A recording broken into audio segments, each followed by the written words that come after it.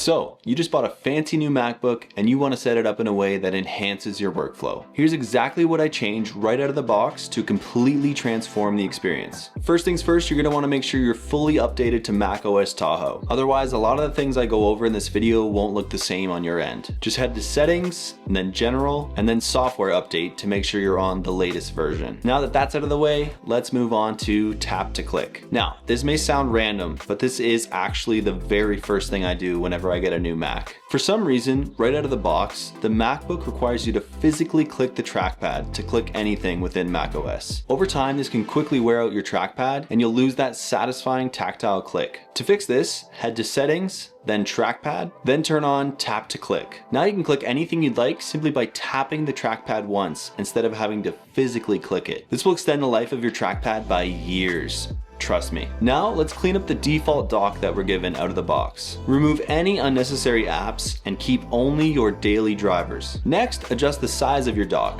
I like to keep mine relatively small and then crank the magnification up all the way to get this effect. But feel free to customize these two sliders to your liking. Next, turn on Minimize Windows into Application Icon. What this does is prevent minimized windows from sitting next to your trash where they can pile up and take up space for no reason. With this setting on, the app minimizes into the app icon of whatever app you're using, keeping your dock much cleaner overall. I always turn on Automatically Hide and Show the Dock, so that my dock automatically hides itself when not in use, resulting in more screen real estate and less visual clutter. Turn off Show Suggested and Recent Apps in Dock. This section just adds clutter and bulk to the dock and isn't worth the trade-off in my opinion, but if you like it, feel free to leave it on. Next, I like to uncheck Show Items on Desktop. This prevents anything from populating on my desktop whatsoever, leaving it a completely clean slate no matter what. Personally, I love to keep a clean desktop at all times to keep things feeling neat and tidy, and also perfectly be able to see whatever current wallpaper I have. This next one is a small detail, but hear me out. Turn off Tiled Windows Have Margins in order to get a perfectly seamless tiled window experience. Here's what two windows looks like side by side with the margin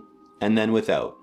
Last but not least, we have Hot Corners. If you've never heard of this, Hot Corners is a feature where you can map applications and functions to these little buttons that pop up when you hover your mouse over any of the four corners on your Mac. By default, Quick Note will be assigned to the lower right corner. You can try it right now. Just pull your mouse to the bottom right corner of your screen and you'll see a little gray square pop up. Personally, this feature drives me insane and I just turn it off entirely. But if you can think of some functions that fit into your workflow, by all means set this up however you'd like. The menu bar by default has a few solid functions, but with the addition of the control center in macOS Tahoe, we're now able to have our favorite go-to functions live there instead of just sitting out in the open. I like to customize it to fit my exact needs and only have things up there that actually make sense. But first, let's simplify the date. I don't see the need in having the day of the week beside the date, so let's remove it. In your menu bar settings, simply click Clock Options. Then check off the Show Day of the Week option. I also like to turn off the AM and PM to clean it up even more.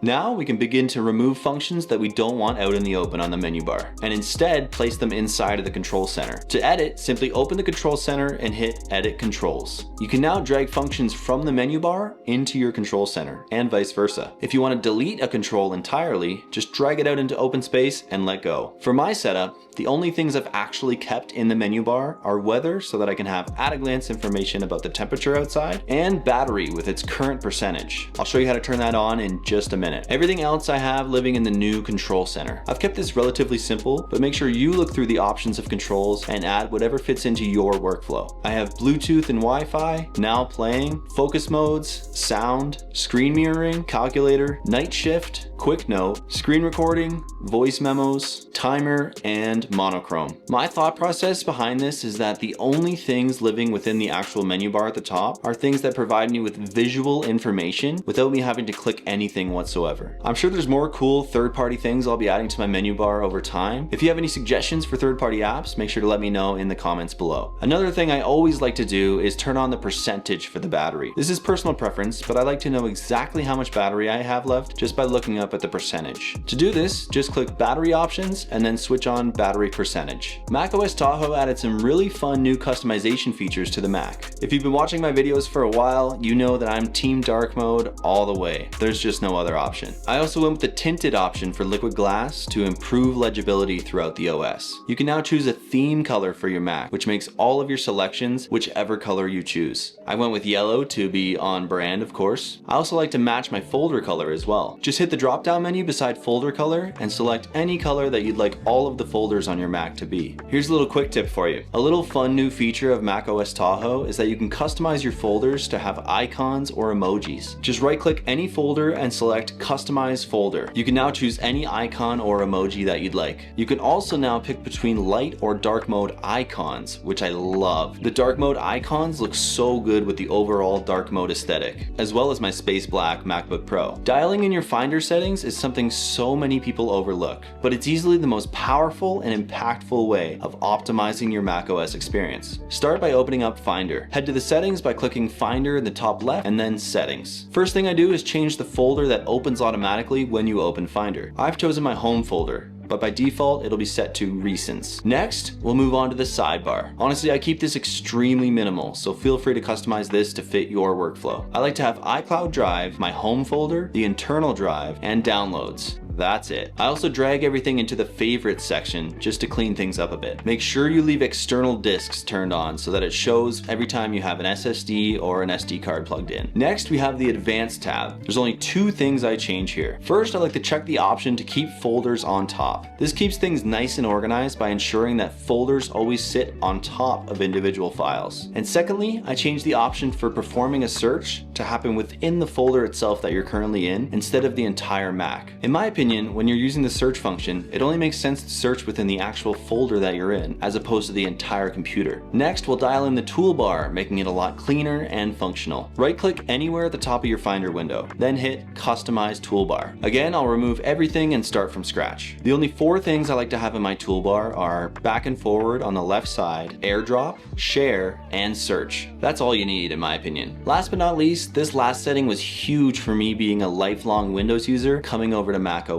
Head to View at the top and turn on both Show Path Bar and Show Status Bar. The path bar allows you to see where you currently are as you click further into different folders. You can even click anywhere in the path bar itself and it'll take you back to that exact folder. The status bar is super clutch as well. It shows you how much remaining space you have in that exact destination. That's going to be it for all the core changes I make when setting up a new Mac. But there's a few extra things I like to do that I figured I'd toss in here for you as well. But before we move on to the extra goodies, make sure you subscribe and hit the bell icon so you're notified of future uploads. I don't know if I'm alone on this, but I find it super annoying that every time you open an audio file in macOS, it defaults to opening Apple Music. But we can fix this. Simply right-click any audio file, then hit Get Info. Within Get Info, just simply click the Open With drop-down menu. Here, I like to select QuickTime Player instead of Apple Music. Then when you're done, make sure to click Change All right underneath it. This will apply this default to every single audio file of that same file type. Just be sure to do this for every type of audio file, whether that be MP3, WAV, AAC, etc. You'll only have to do this once, and then your Mac will never open Apple Music again. QuickTime is just so much better for quickly playing audio files, in my opinion. You can change where your screenshots save to by default. I don't love that screenshots automatically save to your desktop. I like to create a screenshots folder within my pictures folder to keep things more organized. When you have the screenshot function pulled up by hitting Shift Command 5, just click Options, and then under where it says Save To,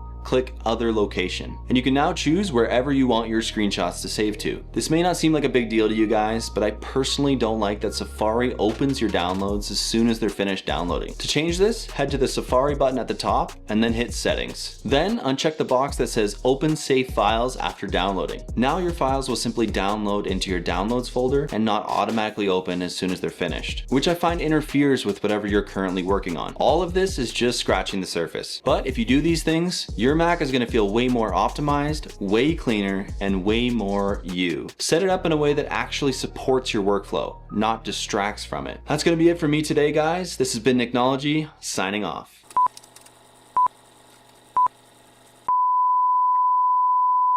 What this does is prevent, minimize, 8 down. My cat's on the counter. She knows better. She knows better. What is my cat doing right now? I just heard a bang sound and then she's like in the background. I don't know what she's up to, but it's probably not good. We're now able to... The status bar is super clutch as well. It shows you how much... When you have the... My mouth is tired. How long is this recording right now? 30 minutes I've been talking for. Just yapping. Okay. Now your downloads will simply download to your... Downloads? Jesus.